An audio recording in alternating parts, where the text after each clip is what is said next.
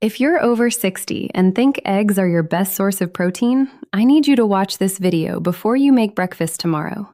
Because there's a food most seniors completely overlook that actually delivers more protein per serving than eggs, and it could make a real difference in how strong, steady, and independent you feel as you age. Stick with me, because I'm also going to show you exactly how much of it you need, and the 3 mistakes that quietly cancel out your progress. Hey everyone, welcome back. If you're new here, this channel is all about practical, doctor-backed health advice for people over 60. No fluff, no fear-mongering, just what actually works. A few weeks ago, we did a video on boiled eggs and how they affect your body after 60, and honestly, the response was incredible.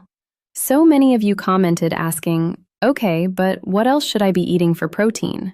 This video is the answer. Today, we're talking about protein, why it matters so much more once you hit your 60s, a food that quietly outperforms eggs, and the mistakes that could be undoing all your hard work without you even realizing it. Stick around, because by the end of this video, you'll know exactly what to add to your grocery list this week. Here's something most people don't realize. Starting around age 40, we naturally begin to lose muscle mass, a process doctors call sarcopenia. It happens slowly at first, so slowly you might not even notice. But by the time you're in your 60s and 70s, this loss can speed up to 1 to 2% per year if it's not actively countered.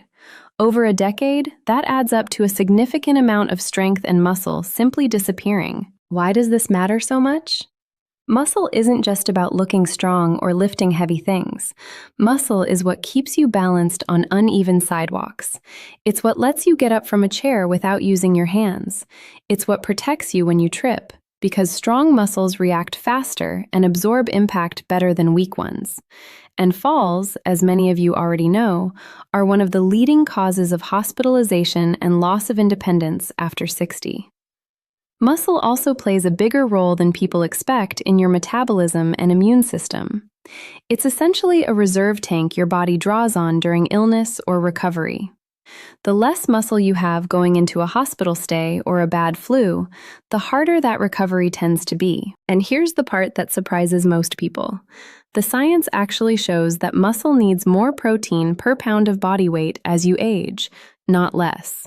Your body becomes less efficient at using the protein you eat to build and repair muscle, a phenomenon researchers call anabolic resistance.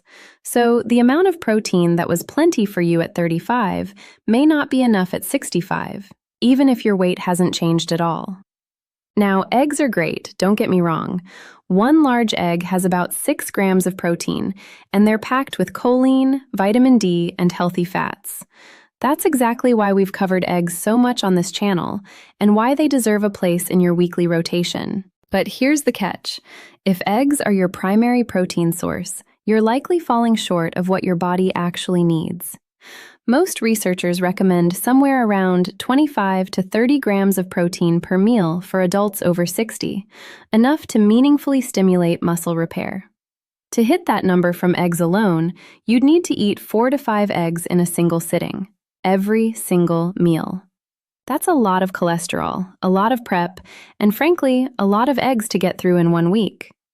This is exactly why so many seniors end up under-eating protein without realizing it. They have a couple eggs at breakfast, think they've checked the box, and then coast through lunch and dinner on carbohydrate-heavy meals with very little protein at all. It's not a failure of willpower, it's simply that eggs alone can't efficiently close the gap. So what's the alternative? Let's talk about a food that gets you there faster, with far less volume, and honestly, less effort. The food we're talking about is cottage cheese. A single cup of cottage cheese delivers around 25 grams of protein, more than 4 whole eggs in one simple, ready-to-eat serving. No cooking, no cracking shells, no cleanup. Just open the container and you're most of the way to your protein target for that meal. It's also loaded with calcium, which supports bone density, something that becomes critical after 60 as osteoporosis risk climbs, especially for women after menopause. A cup of cottage cheese can provide a meaningful chunk of your daily calcium needs alongside that protein hit. Here's a detail most people miss. Cottage cheese contains casein, a slow-digesting protein. Unlike whey, which spikes and clears quickly, casein releases amino acids into your bloodstream gradually over several hours. That's actually ideal for preserving muscle overnight, which is why some sports nutritionists specifically recommend a small serving before bed. Your body keeps getting a trickle of building blocks while you sleep, right when muscle repair is happening. Here are 3 easy ways to work it in without turning your whole diet upside down. Breakfast swap.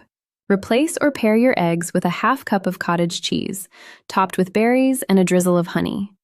This alone can add 12 to 15 grams of protein to a meal that might otherwise be light.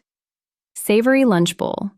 Mix cottage cheese with cucumber, tomato, olive oil, and a little black pepper for a Mediterranean-style protein bowl. It takes about 3 minutes to put together and doesn't require turning on the stove. Bedtime snack. A small bowl of cottage cheese before bed supports overnight muscle repair without spiking your blood sugar the way a sugary snack would. And if the texture isn't for you, some people just don't love it, and that's completely fair. Blending it into a smoothie with frozen fruit makes it completely unnoticeable while still getting the full protein benefit. You genuinely cannot taste it once it's blended with strawberries or a banana. Even if you're eating enough protein on paper, a few common mistakes can quietly undercut your results. Mistake number 1, spreading it too thin. Eating 5 or 6 grams of protein here and there throughout the day, a little at breakfast, a little as a snack, is far less effective than getting 25 to 30 grams in fewer, larger servings your body can actually use for muscle repair. Your body can only use so much protein at once for muscle synthesis. The rest just gets used for energy or stored. Concentrating your protein into 2 to 3 solid meals works better than grazing. Mistake number 2, skipping activity entirely. Protein works best when it's paired with some form of resistance movement, even light body weight exercises, resistance bands, or simply standing up and sitting down repeatedly a few times a day. Protein gives your body the raw materials, but movement is what tells your body to actually use them for muscle rather than just processing them as fuel. Mistake number 3, choosing low-fat versions loaded with additives. Some low-fat or diet cottage cheese brands add sugar, gums, or fillers to make up for the flavor lost when fat is removed. Check the ingredient label and aim for simple, short ingredient lists. Milk, cream, salt, and cultures is really all you need. So to recap, protein needs go up after 60, not down, because your body becomes less efficient at using it. Eggs are good, but cottage cheese gives you more protein per serving with the bonus of bone-supporting calcium. Add it to breakfast, lunch, or as a bedtime snack. Watch out for those 3 mistakes and pair it with some light activity for the best results. If this video helped you, hit subscribe. We post new senior health videos every week. And next week, we're covering another food swap that could make a real difference in how you feel day to day. Let me know in the comments, what's your favorite high-protein food? I read every single comment and might feature yours in a future video. Thanks for watching, and I'll see you in the next one.